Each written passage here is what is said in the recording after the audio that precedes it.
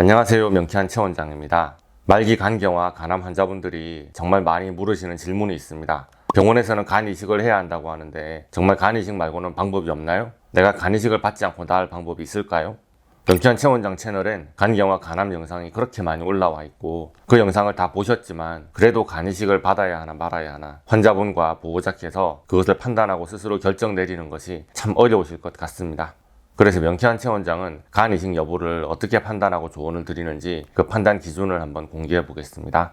원래는 직접 만나보지 않고서 진단을 한다는 건 매우 어렵고 위험합니다. 댓글이나 톡톡으로 문의 주시는 분들이 제게 의무기록지를 보내주시는 것도 아니고 검사 수치를 다 알고 있는 것도 아니고 제가 댓글로 문의하는 분들을 위해서 검사 수치를 다 확인해 가면서 조언하는 것도 아니지 않겠습니까? 그렇지만 저는 대략의 말만 듣고서도 이분이 어떤 방향으로 치료 계획을 잡아야 할지 판단해낼 수 있어야 합니다. 왜냐하면 한의원에 내원하고 계신 기존 환자분들을 치료하느라 제가 진료 시간이 여유롭지 않습니다. 원하는 분들을 모두 다 한의원에서 만나 뵙고 진단하고 싶지만 그게 사실은 의미가 없습니다. 제가 해드릴 수 있는 게 알러지 치료밖에 없기 때문입니다. 게다가 여러분이 아픈 몸을 이끌고 명쾌한 한의원에 한번 내원하시는 것도 힘들잖아요. 그래서 간 이식을 당장에 받아야 할 뿐인지 아니면 뭔가 대책이 있을 만한 타이밍인지 그 정도의 질문이라면 최근 후에 댓글이나 톡톡으로 상담해드리고 있습니다. 그래서 어제 늦은 밤에 상담 요청을 하신 간경화에 관한 실제 환자분의 사례를 한번 가져와 봤습니다. 얼굴을 못 뵙고 톡톡으로만 채팅을 했는데 이분께 해드린 조언이 여러분들 모두에게도 필요하다고 생각이 들어서 판단할 때 도움이 되시라고 오늘 이렇게 영상으로 찍어봅니다. 간경화의 간암입니다. S대 병원에서 치료 중이신데 다행히도 간 이식 수술이 가능하다고 해서 이식 준비 중입니다. 아들 간을 받아야 한다고 해서 아버지로서 마음이 많이 아프시다고 하시네요. 명쾌한 최 원장 동영상을 보고 식이요법을 열심히 따라했더니 지금은 복수도 호전되고 삶도 편안하게 직장생활을 이어가고 계십니다.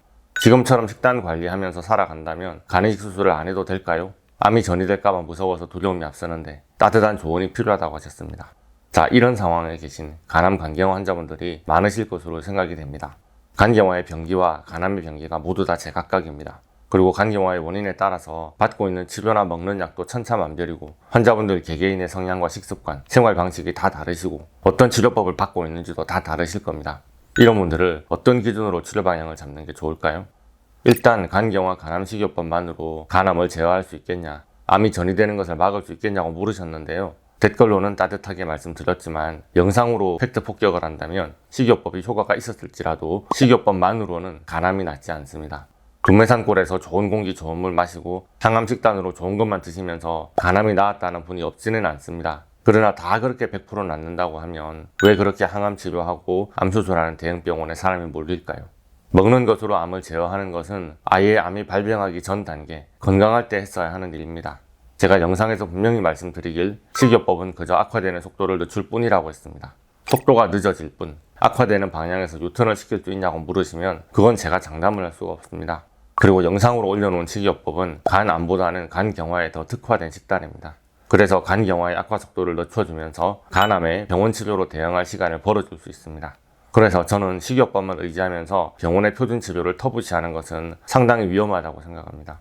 그래서 지금 간암을 어떻게 치료하고 계신지, 차도는 어떠신지 자세히 여쭤봤는데요. 암이 전이되진 않았고 간에만 6cm의 종양이 있고 종양이 하나인 것 같습니다. AS병원은 사기라고 하고 다른 병원은 이기라고 하는데 어쨌든 방사선 치료 후에 6cm에서 4cm로 줄어든 상태입니다. 간 상태는 차일드 B 단계라고 하셨습니다. 예전에 올려드렸던 영상에서 간암에는 절제수술이 가장 깔끔한 대응책이라고 했습니다. 암 병변을 다 잘라냈으니 재발과 전이의 위험이 거의 없고 남아있는 나머지 간이 재생해서 커질 수 있다고 하면 무슨 걱정이 있겠습니까?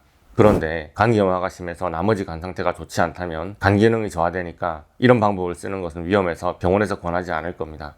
차일드 B 단계 정도로도 그런 진단이 나왔고요. 그리고 큰 문맥이 많이 막혀 있어서 색전술도 어려운 상태라고 했습니다.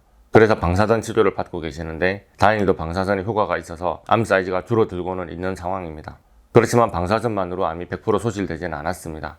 만약에 간암이 전이되었다면 간 이식을 하는 것이 의미가 없을 텐데요.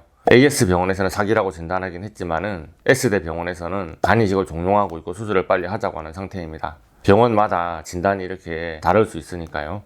간 이식에 대해서 알고 계셔야 할 것이 있습니다. 모든 치료가 마찬가지겠지만 더구나 간 이식은 타이밍이 중요한 것 같습니다. 간 이식은 아주 큰 수술이고요. 간 이식을 받을 수 있다는 것도 엄청난 행운인 것 같습니다. 그래서 아들 간을 받는 게 너무 미안해서 미루고 미루면서 환자분의 바이탈이 너무 안 좋아질 때까지 버티는 게 마냥 지혜로운 행동은 아닙니다. 나중 회복이 안 돼서 수술 후에도 고생하시거나 성공률이 떨어지는 요인이 될 수도 있습니다.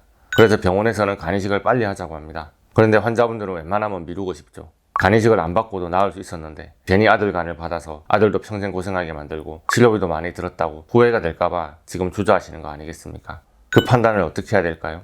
첫 번째는 병원의 표준 치료를 따라가면서 전통적인 암 치료 방법이 효과가 있다면 간이식을 받을 이유가 없겠습니다. 그러려면 병원 검사를 꾸준히 받으시면서 암 사이즈나 전이 여부를 정기적으로 체크하셔야 되고 암 수술이나 색전술, 방사선 등의 암 표준 치료를 받으면서 암이 회복될 여지가 있는지 그리고 환자분의 체력과 컨디션이 버텨줄 수 있는지를 확인하셔야 됩니다. 간 기능이 얼마나 남아있느냐도 큰 변수니까 꼭 체크하셔야 됩니다. 그 다음은 간암의 위치와 사이즈, 개수도 문제가 됩니다. 간암 덩어리가 몇 개나 되느냐, 간암 덩어리가 딱 하나고 위치도 좋다면 고주파나 화학 색전술로 제거할 수도 있고 간 기능이 여유가 있다면 수술적으로 제거하는 것도 가능할 것입니다. 하지만 같은 상황이라도 간 기능이 적게 남아있다면 수술은 어려워집니다. 간 절제술 이후에 남아있는 간 기능이 몸 전체를 감당할 수 있을지도 모르고 간경화는 계속 진행될 수 있으니까 그것까지 염두에 둬야 하니까요. 그 경우에는 간 이식으로 무게추가 기울게 되겠죠. 문의를 주신 환자분은 병원에서 방사선 치료를 받고 간암이 조금은 줄어들었지만 다 줄지는 않았는데요. 그래도 일단 방사선 치료를 포기하지 말고 계속 진행해 보시는 게 좋겠습니다. 방사선 역시 간암에서는 효과가 좋은 치료법에 해당됩니다. 그런데 이 타이밍에서 간 기능 저하나 후유증이 심각한 케이스가 없지는 않습니다. 더 이상 못 견디겠다고 여기서 포기하는 사태가 올 수도 있는데요. 그런 경우라면 방사선 치료를 포기하지 말고 명쾌한 알러지 치료와 병행하는 것도 답이 될 수 있습니다. 라디에이션 알러지 치료를 통해서 방사선에 대한 인체의 과민 반응은 줄이고 효과는 높일 수 있습니다. 우리 명쾌한 패밀리 중에는 실제로 알러지 치료와 간암에 대한 방사선 치료를 병행하시면서 간암의 관해 상태로 들어가서 간 수치도 간암 수치도 정상 범위를 유지하면서 잘 지내시는 분들이 많습니다. 만약에 병원 치료가 더 이상 간암 사이즈를 줄여주지 못하고 오히려 방사선 이후에도 간암의 개수가 늘고 사이즈가 더 커진다면 여러분은 더 고민하지 마시고 간 이식을 진행하시는 게 좋겠습니다. 시간을 뒤로 미룰수록 전이의 가능성이 커집니다. 오히려 간암 병기가 2기나 3기 이내일 때, 간경화 상태가 그래도 조금이라도 더 나을 때 간이식을 하는 것이 낫습니다. 물론 간이식 이후의 삶이 드라마틱하지는 않을 수도 있습니다. 의사 선생님들은 일반인들이랑 똑같아요, 걱정하지 말고 사세요 하고 말씀하시지만 간경화와 간암이 오기 전에 완벽하게 건강한 몸 상태로 돌아가는 것을 보장하는 것은 절대 아닙니다. 이것 역시 제가 전에 영상을 찍어둔 것이 있는데요. 간이식 하기 전에 이 영상을 봤으면 좋았을 걸 하는 댓글 때문에 제가 너무 마음이 아팠습니다.